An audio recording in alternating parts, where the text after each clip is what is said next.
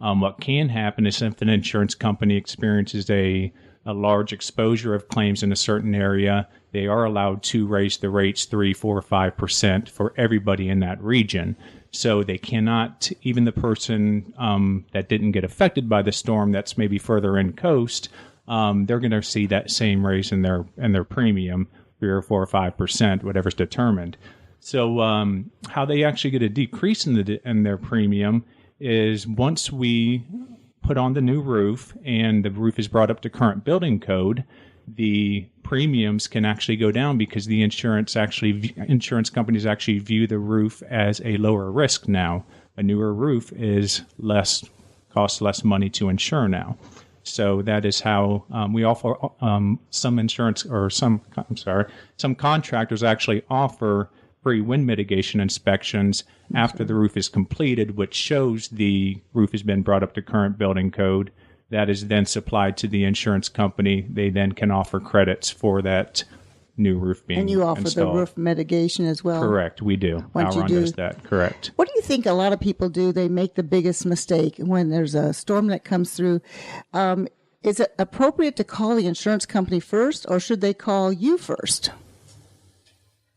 I'll take that one. And that's Sean Gallagher. Jean, I always want us to be a part of that initial inspection if it's possible, so that the adjuster who's in a big hurry with a huge file load isn't missing details. But sometimes there's not enough contractors to go around to walk with the adjuster to point out all the damage. So ideally, if you can wait a week or two, then have the contractor have Ouron with your adjuster.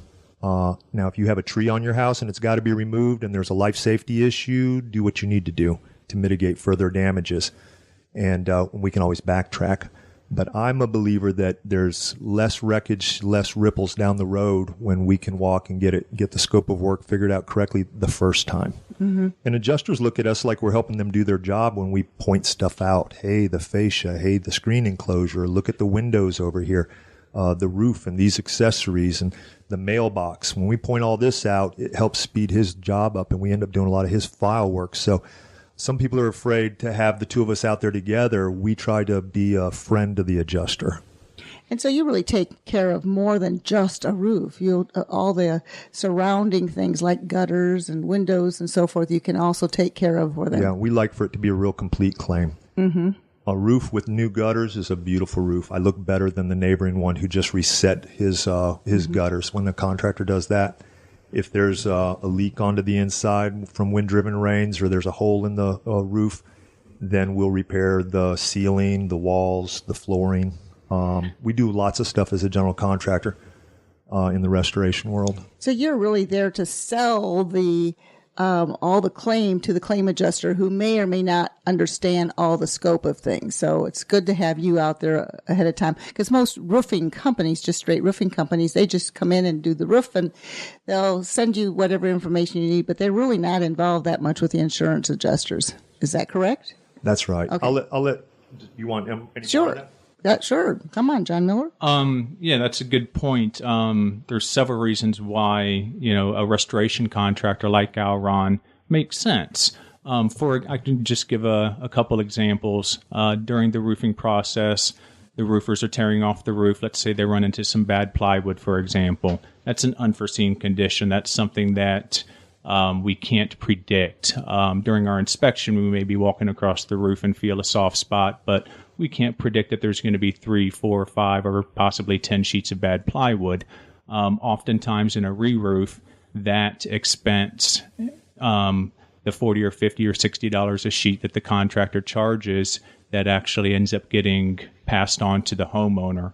The great thing with Ouron and a restoration contractor is we will document that damaged plywood, and we will actually supplement the insurance company. We have ways and documentation ways and codes that we use to put the insurance company on hook for that bad plywood, so the cost is not being passed on to the homeowner. Our agreement specifically states in bold and underline that Ouron will complete the scope of work, the insurance scope of work, for the cost of your deductible. So that is your only out-of-pocket cost as the homeowner, and we guarantee that, and it's in our contract. So if we run across unforeseen conditions, bad plywood, we have the expertise to be able to pass that cost on to the insurance company and not the homeowner that your typical roofer may do. Right. And when an insurance adjuster comes out, he's going to kind of ballpark it, and it may or may not cover what he comes out, the final total, but you're going to be more of an expert at being able to help him identify some of those claims. Correct. Yeah. So we've already had time on the roof and walking around the home prior during our inspection. We've got a lot more hours and a lot more invested in the property and the homeowner's claims. So the insurance adjuster, he's been stacked up with 10 or 15 files that he's going to throughout that day inspecting. So he's not taking the time to really look in detail and discover all the damages. So it's great to have a restoration contractor involved, get them out to do their couple hour, 30-minute inspection, whatever it may be, document all the damages properly, have some good photo documentation ready for the adjuster when he comes out, have an estimate ready for him. And that way, then at the point when the adjuster comes out, it's more of a checklist that you guys are going through now to guide through instead of trying to discover the damage at that point when the adjuster comes for his inspection. I think, Carolyn, you had a question for them. Yeah, thank you, Jean. I was curious. One of the good questions is you already have I've already patched my roof. Could I still qualify for full replacement through an insurance claim if it was already patched? Yeah, a lot of folks mitigated their lost shingles after the storm. They had a handyman, tack them back up there, and now they want to know, hey, do I qualify for full replacement because I see my neighbors getting full re-roofs? Mm-hmm.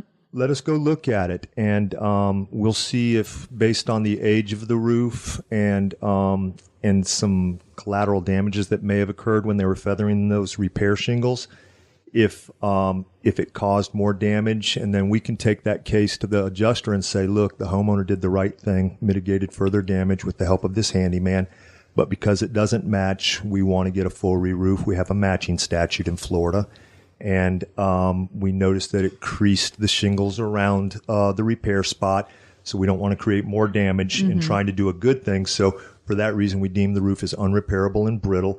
So we're asking for a full re-roof. And so I would rather people not get the handyman to patch it if they can. I'd rather have them just tarp it. Mm-hmm. But if they do get that guy to do a repair, we can go and see if they can still have that full re-roof. Thanks for that question, Carolyn. Yeah, thank you, Sean. And I know right after a storm, if there's safety issues, you want the homeowner to take care of that. Get the tarp on the roof if it's leaking and so forth, because as fast as you can get there, you're going to get there, but it might not be the next day. And the same with the adjuster. So they need to keep in mind safety first, whatever they need to do. What other tips could you tell someone after a storm they need to do while they're waiting for the adjuster and waiting for your advice? I think you said it brilliantly. You know how when a storm moves through, it might be clear for a day or two? You don't need to do anything then if you have someone on the way. So don't get up there yourself if you're not able to. But if someone can get up there and use felt products or roofing products or tarps with sandbags, it's better to attach a tarp with a sandbag and use gravity and strings to hold it down, ropes. If you have to tack it down, go ahead and tack it down. But I don't have a lot of advice with that. Just try to stop the water. Some people get in their attic and put pans under where the water might be dripping if they have rain coming in. And it's an obligation of the policy to mitigate damages. And like you said, life safety is real important, so do what it takes. Mm-hmm. Have you got some information on different types of roofing and how you advise people on maybe where they live, closer to the coast, what kinds of roofs they need as far as dimensional shingles or metal roofs or any other kinds of information on roofing in general, product-wise? Since we're usually dealing with a claims, just like with your vehicle, you're entitled to like, kind, and quality, which means if I have an architectural dimensional shingle, I'm entitled to an architectural dimensional shingle. I'm not entitled to an automatic metal upgrade. Mm-hmm. I'm only a fan of certain metal roofs, and they happen to be the more expensive metal roofs that the fasteners are concealed, like the standing seams. Exposed fastener metal roofs don't thrill me because they require maintenance. But a good shingle roof is a concealed fastener roof. They're hidden by the shingle above in lap style, what we call shingle style. So I'm a lover of the architectural dimensional shingle. when folks have 3 tabs, which is the workhorse of the industry, but they're being phased out, Alron automatically upgrades you to this other shingle because it qualifies for 130 mile an hour wind resistance. Wow. With 6 nails per shingle like Florida requires. So I usually advise people to go right back to shingles, even though John and I have done 500,000 feet of concrete and clay tile, which is a lot. Yeah.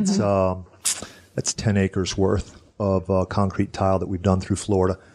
We still think people's better value, unless they want to go into the money, the investment of, I'll tell you where I think we advise people with roof product. These underlayments now are special. These peel and Let's sticks. talk about that, because a lot of people don't realize it's not the shingles that are keeping the rain out. Yeah. It's your underlayment. So those shingles are good, and these other products are good that are your roof covering that aesthetically please you. But some of these underlayments are so fantastic, like these peel and sticks. So we like to recommend to people, if you're going to put a little money somewhere, put it in a nice underlayment under this shingle. That way, if your shingles blow off in the next storm, that underlayment's not. It'll delaminate that plywood before it blows off. Mm-hmm. Yeah, what do you think of plywood versus a press board? And then I want Jonathan to ask a question. Is there a difference? Yeah, there is. So in our heads, we think plywood's better, and that OSB, oriented strand board, is not as good. But there's arguments about that. And when press board is handled right, it's a fantastic product. The orientations go in a lot of different ways, whereas the laminations on plywood go, you might have a 5-ply plywood. So if it's done right, it can make a nice roof deck. But for the couple dollars difference, and when I'm doing a roof job, most plywood will replace typically 5 or 10 sheets. That's a lot. Usually it's 1 or 2 sheets. When I go to do that, why would I save a couple dollars on OSB if I can do plywood? Mm-hmm. And some of these older homes around here have good plank board, dimensional boards, 1x6s, 1x12s. So I like plywood better out of prejudice. Mm-hmm. We only have a couple minutes left. Jonathan, you had a question for them. Yeah, well, we were talking off air before, and you had alluded to it here with the free inspections, and, call us out and we'll check it out. And of course, there's no cost, no obligation. Who would you recommend call? Again, I'm a real estate broker and real estate attorney, but wearing my broker hat and helping people buy and sell homes. So that's the market I work in. And I have people who are going to sell their home, and their home is aging. And we often have on this show recommended sellers get a pre-listing inspection so that they know what's wrong with the property beforehand. I'm not sure if that plays into your situation, or if you guys, your inspection is strictly post-storm related, or would we have you out for people selling their home? So for typical selling their home, they could have us out and we would come out and look. But everyone in this area is post-storm. Right. So everyone in probably our listening area, I'm not sure how that works, is for all of Florida, is eligible for that. Okay. John, what do you think? Or Gene, what do you think? I think, yeah. As far as a seller, we help many clients, many customers that are selling their home that, a lot of people will say after we're done with the process, hey, this actually turned out to be a blessing for us. Our roof was 17 years old. We were looking at replacing it in the next few years. And now for the cost of our deductible, we got to replace that roof. And especially those people that are selling their home, then that just happened to increase the value of their home at that point as well. That's great information. And if you can give out your contact information so that our listeners can call you for exactly the purpose. Absolutely. So the best phone number to call is 321-626-9596. Wynn will answer the phone. She'll ask you a few questions. She'll schedule Sean or myself or one of our certified inspectors to come out and take a look, and we will give you recommendations. Well, thank you. You've been listening to John Miller and Sean Gallagher. Thank you, gentlemen, for joining us with Alron Construction, LLC. And they're storm chasers, and they can help you with all your storm damages. Thank you, gentlemen, for joining us today. And thank you, Carolyn Wolf with Certified Mortgage Planners. And again, give out your information, Carolyn. Thank you, Jean. Real quick, it's 321-795-9103 is the best way. Good. Thank you so much. And John Lack with Lack & Lack Chartered. You can be reached at area code 321-953-5115. And also check out our new website for Waterview Realty, which is waterviewre.com. Thank you, everyone, for listening today. And for further information, you can